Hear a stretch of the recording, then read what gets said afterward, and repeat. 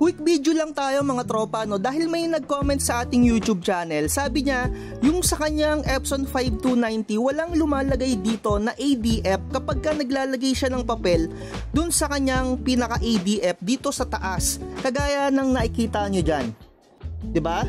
Halimbawa naglagay ako ng papel and kung tatanggalin ko kunyari yung papel, mawawala siya.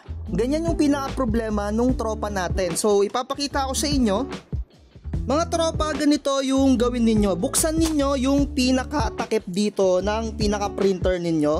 Iaangat nyo lang yan mga tropa. Huwag kayong matakot. Medyo nakakatakot lang talaga sa umpisa kung iaangat mo siya. Dahil medyo, syempre, hard plastic siya. Baka may tendency na mabasag. Basta iangat mo lang yan. Huwag kang matakot. Ayan, eto mga tropa, yung pinaka-ADF na sensor. Linisan mo lang yan, bugahan mo or hipan mo kung meron kang ganito. Baka maaaring madumi lang yan.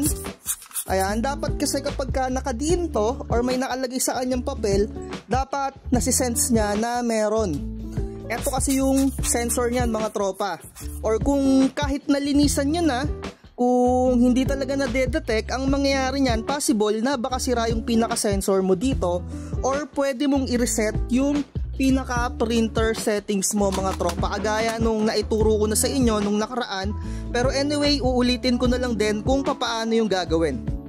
Once na nandito na kayo sa pinaka-menu ng pinaka-printer ninyo, 5290, punta lang kayo dito sa settings. Hanapin nyo lang yan, okay nyo, tapos hanapin nyo dito yung Restore Default Settings. Click nyo yung okay, hanapin nyo dito yung Copy Settings. I-reset nyo yan mga tropa. Ayan. Click nyo yung okay. Ayan. Default Restored. Click mo yung okay. Ayan.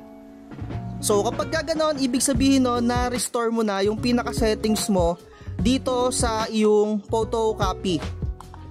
And sa tingin ko, lalabas na dyan yung ADF kapag ka naglalagay ka dyan ng pinaka-papel mo. So halimbawa maglalagay tayo ng papel. Ayan, meron na tayong papel. And kung tatanggalin ko naman yung papel, ayan, nawawala. So aayusin ko yung camera para kita ninyo. So nakikita nyo yung papel, hindi siya masyado nakapasok. So ipapasok ko siya. Ayan, maririnig mo na magkiklik.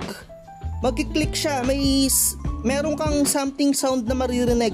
Basta nag-click, mariread niya na yan, ADF. So tanggalin mo, pasok mo ulit. Ayan, diba? So kapag ka na-restore mo na or na-default settings mo, possible na lalagay na to. Or else, kapag ginawa mo yon, hindi pa rin naaayos, maaaring sira yung pinaka-sensor mo. And itry mong i-troubleshoot or pinaka final resolution mo, magpapalit ka talaga ng ganito, ng ADF nya, 'di ba? So ayun lang mga tropa, so far hindi ko pa naman na-experience na hindi na detect yung pinakapapel ko or yung ADF. Lagi talaga siyang lumalabas. May mga settings naman doon, itry mo na i-restore mo yung pinaka overall ng pinaka printer mo. Sana nakatulong tong video na to mga tropa. Like, share, and subscribe. Bye-bye. Huwag kang magpapauto, mag-isip ka sa pilian. Sa laro ng buhay, dama ang tampuhan. Di lahat ng nagpa-hype, siguradong totoo. Sariling landas, hanapin mo.